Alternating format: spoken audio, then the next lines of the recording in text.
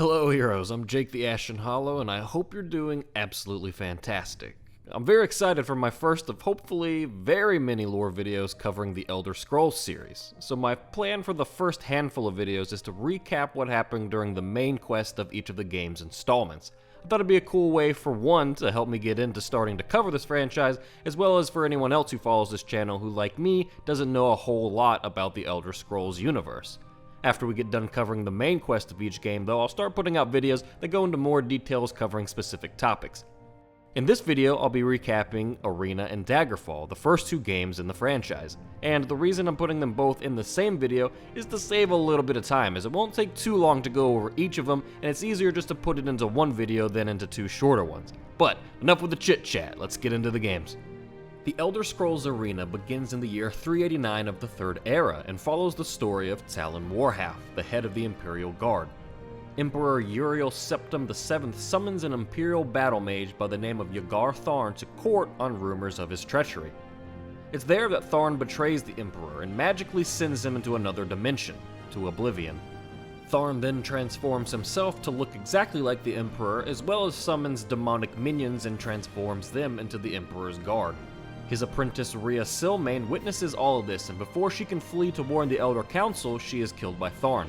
Then, Talon is imprisoned beneath the Imperial City by the Emperor/Tharn for reasons unknown to him. Talon sits, and I imagine sulks, in his prison cell when an ethereal form of Rhea Silmain shows herself to him. She explains to him that she has been killed, but the remnants of her magic allow her to come before him now. She continues to explain the events that transpired, and that how Talon has to stop Tharn and save the Emperor, and she then helps him escape the prison. She then tells him that in order to defeat Tharn and bring the Emperor back from Oblivion, that Talon would have to reassemble the Staff of Chaos by collecting all of the pieces which also hold Ygar Tharn's life force within them. So Harry sets off on his quest to find the Horcruxes. Oh shit, no, that's the wrong story. So Talon sets off to find the Staff of Chaos.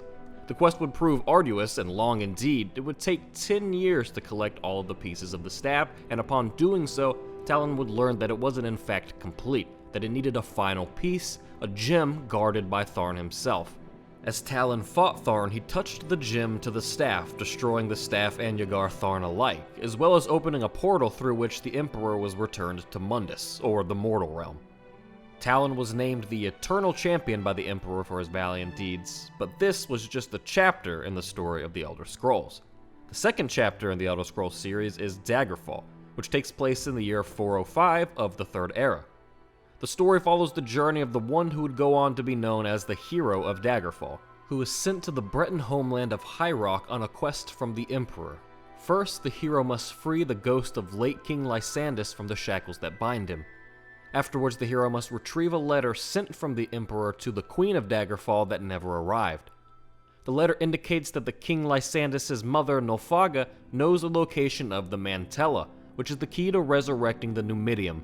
The Numidium being a colossal humanoid golem created by the Dwemer, that the Emperor wants the Blades to use to help reunite Tamriel under the banner of the Empire once again. The Blades being a group sworn in service to the Emperor or Dragonborn, basically your medieval fantasy setting CIA, if you will.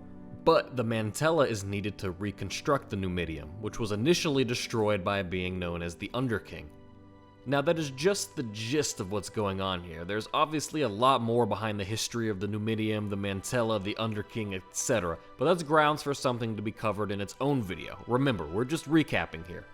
Anyways, through fate or bad luck, the letter with this information falls into the hands of an orc named Gortward, the leader of his people, who had long been at war with the Empire, only wanting to be accepted as equals within the Empire. So basically the Empire are probably a little bit racist. Unknowing of what the Mantella is, Gortward consults a man named Manamarco, the King of Worms, the leader of the Necromancers, and if you've played the Elder Scrolls Online, you likely know who that dude is. Either way, this is where things get a little dicey. First, in order to retrieve the Mantella, the hero of Daggerfall must enter the plane of Aetherius, or the Spirit Realm, the source of magic and all creation on Mundus, where the 9 divines originate from. In short, it's a pretty dope-ass place. After retrieving the Mantella, the hero then kills the one who murdered King Lysandus and lays his ghost to rest. Then comes the decision on who to give the Mantella to.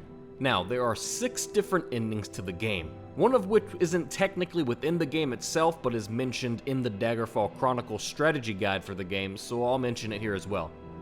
If the hero of Daggerfall activates the Mantella themselves, the Numidium will slay them and then go on an out-of-control rampage before being destroyed by Imperial forces. If the Mantella is given to the Underking, he absorbs its power for himself and then passes into an eternal rest, creating a magica-free zone around his tomb. If Gortwarg gets the Mantella, he uses the Numidium to destroy the Imperial forces and the Bay of Kings, which are the rulers of the provinces around the Iliac Bay. The Underking arrives shortly afterwards to destroy the Numidium for good, which kills him in the process. Gortwarg founds the Arsenium, the kingdom of orcs, and their race is considered equal throughout the Empire. If the Blades get the Mantella, they recreate the Numidium and use it to defeat both the orcs and the Bay of Kings and unite all of Tamriel under the Empire. If the Mantella falls into the hands of any of the rulers of the Bay of Kings, they use the Numidium to defeat the other kings before the Underking arrives to destroy both the Numidium and himself. And finally, if Mannimarco gets the Mantella, he uses it to create himself a god. Now, that's a lot of endings, but that's not quite the confusing part. The confusing part is that each of these endings is canonical to the Elder Scrolls universe. In an event known as the Warp in the West, because the hero of Daggerfall had to traverse through Aetherius to retrieve the Mantella, it essentially created a warp in the space-time continuum because Akatosh, the dragon god of time, resides in Aetherius. Which means that all of these endings happened simultaneously, and that's just that. But I want to thank you for watching this video, and for patiently waiting for me to find my footing on this platform after stepping away from the primarily Souls content I was doing. I'm super excited to keep diving further and further into the Elder Scrolls lore with all of you. If you haven't already subscribed, I hope that you will, and to receive notifications for new uploads, be sure to ring the bell button next to the subscribe button.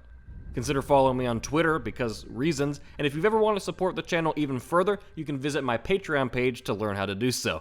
Thanks again. Peace 'em out!